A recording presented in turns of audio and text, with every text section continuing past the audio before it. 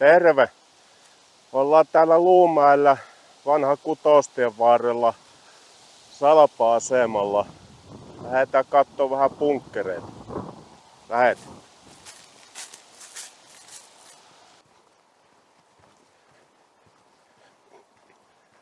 Tänne tulee tosi hyvä polku tosta Kutostien laajasta, niin ei huoli paljon patiikkoja.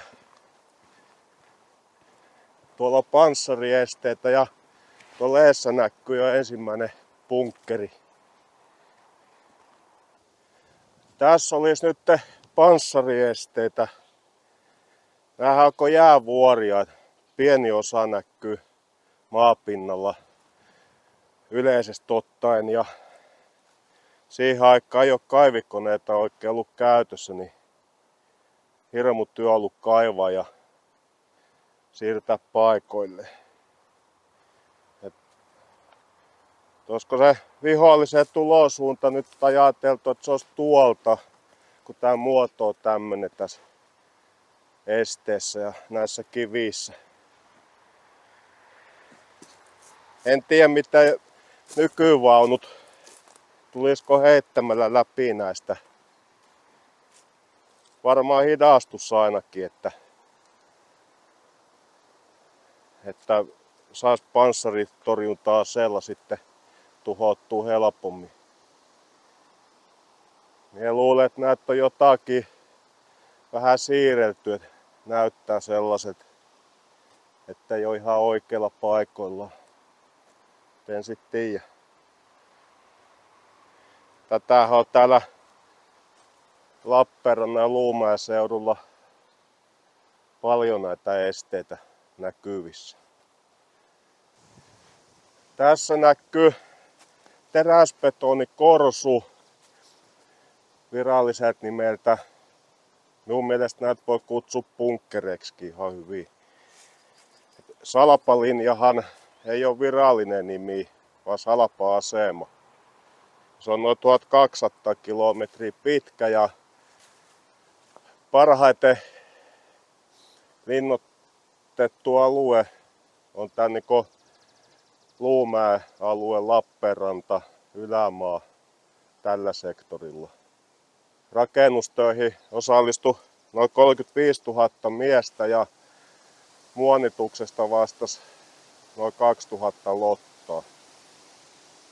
Ja työntekijät tuotiin sitten ulkopaikkakunnilta salaussyistä, ettei haluttu käyttää paikkakuntalaisia siinä, että ihmiset tietäisi mahdollisimman vähän. Salpalinjassahan on tällaisia teräsbetonikorsuja yli 700 ja puusta tehtyjä kenttälinnoitteita noin 3000 kappaletta. Salpalinja on tehty 25 kappaletta luolia kallioon, muun muassa majoituskäyttöön. Sitten taistelu- ja yhdyshautoja on noin 350 kilometriä. Sitten panssariesteitä on tehty 225 kilometriä ja kaivantoesteitä on tehty 130 kilometriä. Että on siinä ollut ukoilla hommaa kyllä. Salpalinjan alkuperäinen suunnitelma oli rakentaa Luumäki-Suomenlahti välinen alue, joka onkin parhaiten linnoitettu osa tätä kokonaisuutta. Tähän on tuotu näön vuoksi panssarivaunu torni kuvaamaan sitä, että saatettiin käyttää panssarivaunuja tai niiden osia niin kiinteänä pesäkkeenä. Tässä on tää panssarivaunu torni täältä suunnasta katsottuna. Kyllä on ollut haastaa. Aikamoisia surmanloukkuja oot siihen aikaan verrattuna nykyvaunuihin. Katsotaan tonne sisälle myöskin.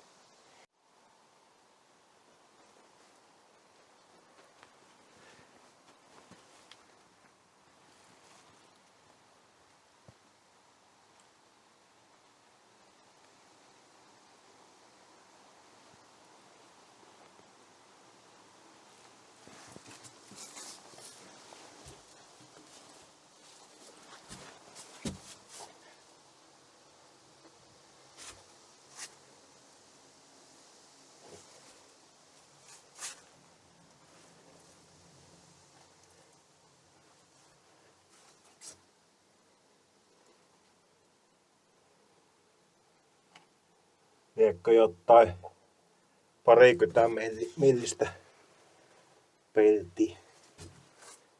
Ees on vähän enemmän, taitaa olla noin 30 milliä.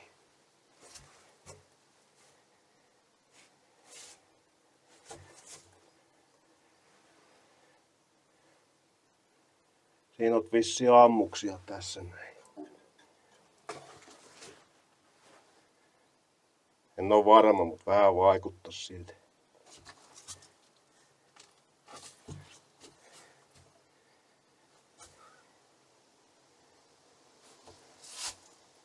Tuo on varmaan joku selkätuki tuossa.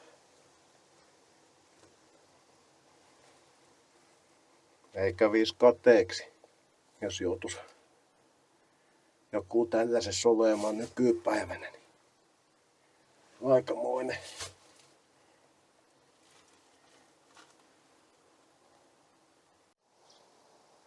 Tuohon on rakennettu juoksuhavapätkää.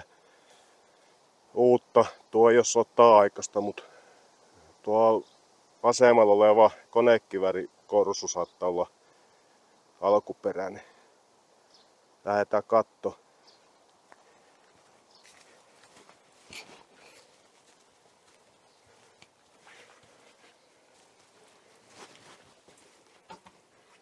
Laitoin lyhyt tuonne, näkee paremmin. Siinä on konekivääri ja siellä on pienet tähystysaukot.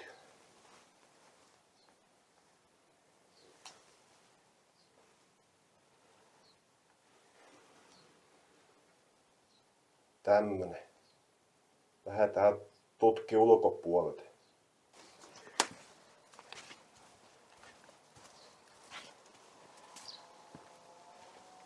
Lähdetään tonne ylös seuraavaksi.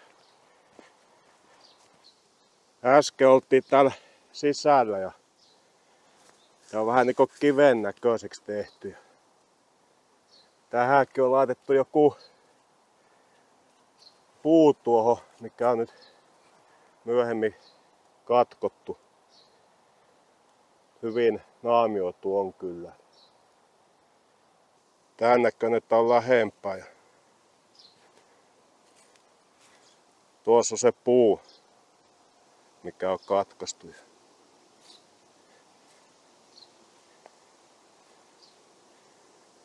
Ei tollasia huomaa mitenkään hyökkäysporukat. On niin hyvin naamioitu kyllä. Tässä on sitten toinen korsu.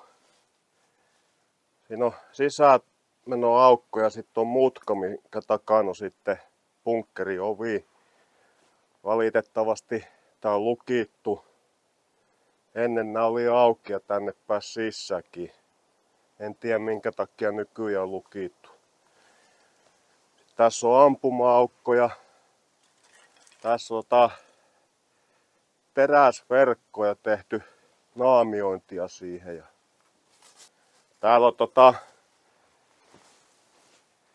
ilmastointikanavat ja sinne jos tiputti granaatin, niin se tuli hyökkäjä omille jaloille. Se on silleen tehty se systeemi.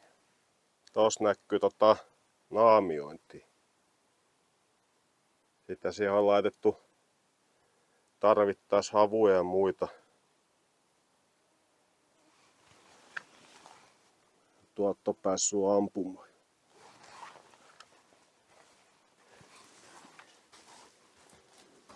Tuossa on semmonen aukko, mikä on yhdistetty ilmastointikanavaan. Jos tiputtaa granaatin, niin tullaan tänne puolelle. Sitten tuossa on toinen ilmastointiaukko. Se ei varmaan yhdisty tuohon äskeiseen mitenkään, mutta se menee johonkin muualle.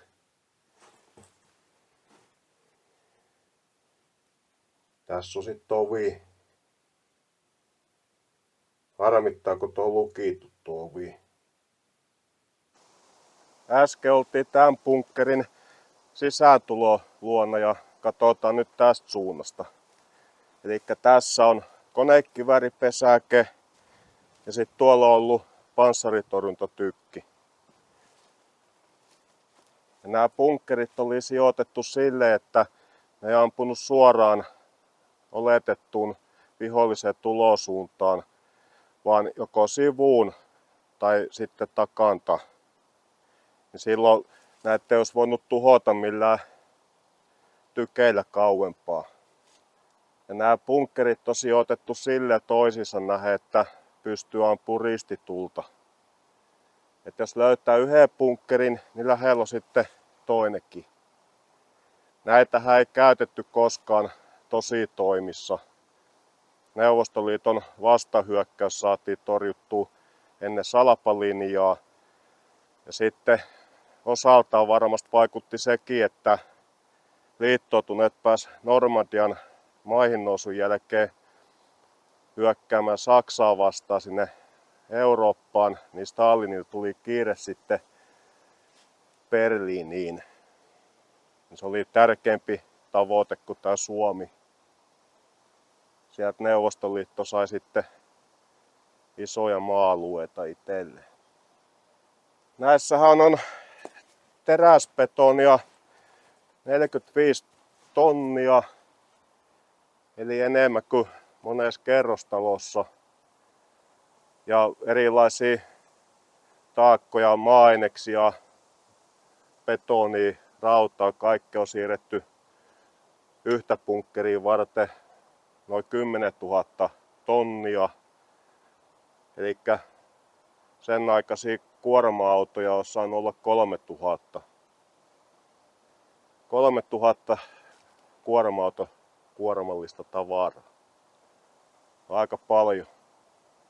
Neuvostoliittohan tiesi, että Suomi on rakentanut Salpalinjan. Ja se varmasti auttoi osaltaan siihen, että saatiin rauhansopimus tehtyä. Ja suomalaisten taistelutahto oli kova ja tieto, että täällä on tämmöinen älytön linnoitusketju rakennettu ja että siitä ei läpi ihan helpolla tulla.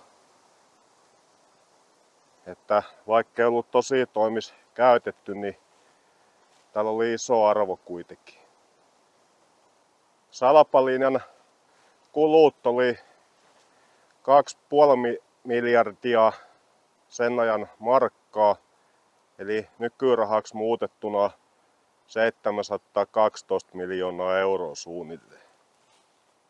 En tiedä, jos nykyään pitäisi tehdä tällainen samanlainen linnoitusketju, niin miten kalliiksi se tulisi.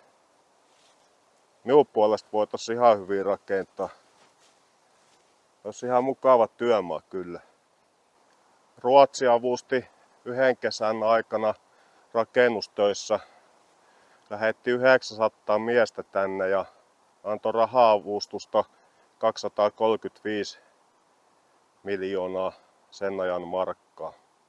Eli nykyrahassa se olisi 67 miljoonaa euroa. Katoin tuolta rahan arvon muuntimestani, jos ne tiedot pitää paikkansa. Siihen aikaan on ollut isoja summia. Nykyään tuntuu, että 10 miljardia jo mikä iso raha. Tän näköistä on lähempää.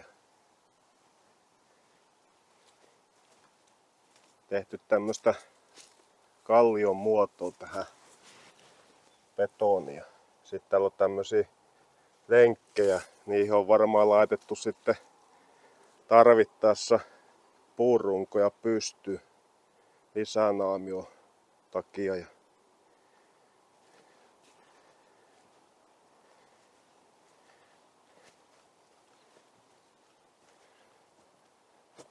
Siinä on ollut se panssaritorjuntatykki.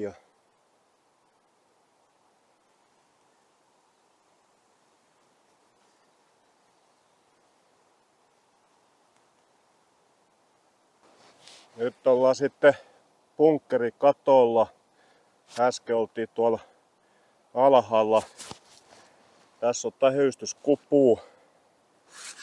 Tässä on nyt selkeä pyöreä, puolipyöreä muoto. Mutta näitä on naamioitu näitäkin eri tavoilla. Tähän on testattu vapaaehtoisella kuulemaan, kestääkö hengissä, kun ampuu tykiin, kun ukko mennään tuonne sisälle. Niin kyllä se hengissä selvisi, taju taisi lähteä ja korvista tulla verta. Se on aika rohkea se vapaaehtoinen venäläinen sotavanki, kun uskalsi mennä tuollaiseen testiin. Rohkea mies.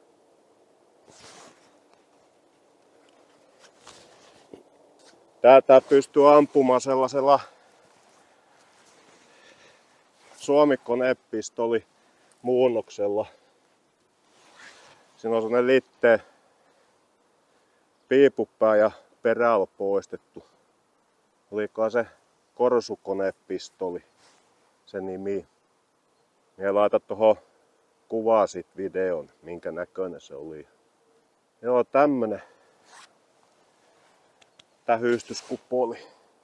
Näitä bunkkereita tai korsuja, miksi nyt haluukaan kutsua, niin niitähän tuolla Lappeenrannassa monessa paikkaa ja täällä Luumäellä ja Ylämaan suunnassakin on joissakin paikoissa ne bunkkereet vaikka miten paljon.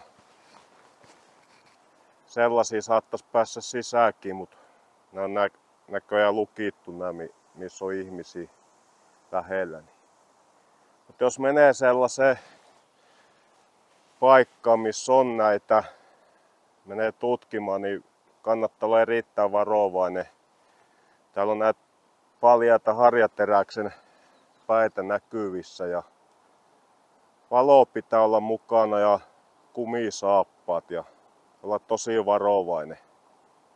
Niissä voi olla vettä ja hometta saattaa olla. Ja jos on homealtistusta, niin voi tulla oireita sitten.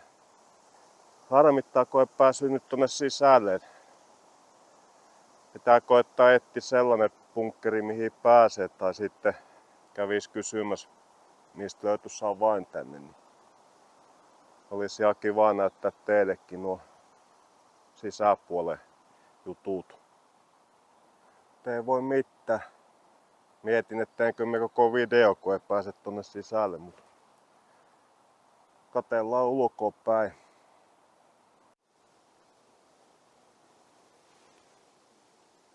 Tuolla on se tykipaikka ja tässä alla on se konekivääri pesäke.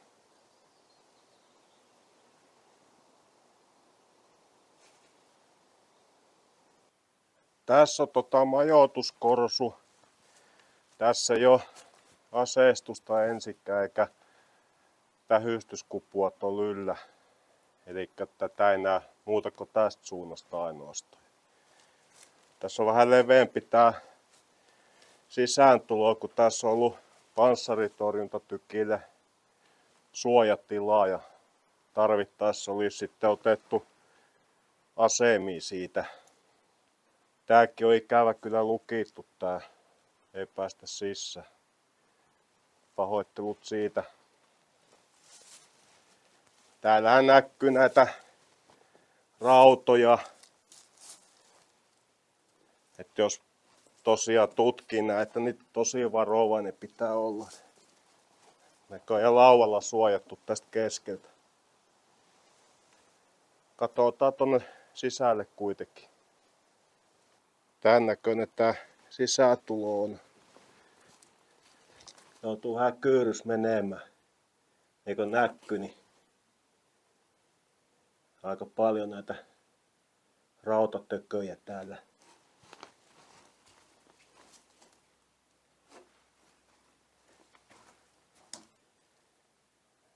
Tuonne kun pääsis, mutta ei niin ei.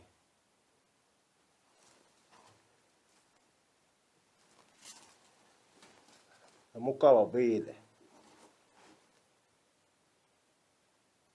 Joo, tällaisia bunkkereita täällä on Luumäellä tän vanha Kutostien vieressä. Jos ajelee joskus ohi, niin kannattaa koukata tän kautta ja käydä katsomassa, jos kiinnostaa. Näitä on tosiaan näitä vanhoja korsuja, niin tuolla yksityisten mailla vaikka kuinka paljon. Mutta taitaa valtio omistaa nää kuitenkin, että valtiolle on lohkottu bunkkerikokoinen palaa sitten maata. Ja kyllähän niitä saa käydä katsomassa. Olisi se ihan hienoa, kun olisi itselläkin omilla maillani joku tämmönen bunkkeri. Varmasti laittaisi kuntoon. Pesis hyvin ja kalkkimaalilla seinät ja mikä siellä olisi kahvi juuessa. Tämmönen oli tämä video. Jos et ole tilannut vielä kanavaa, niin kannattaa tilata. Se auttaa minua paljon. Ja kannattaa painaa kellokuvaa, niin sit tiedätte aina kun on uutta video eetterissä. Kiitos kun katsoit videon. Palataan ensi kerralla. Morjens!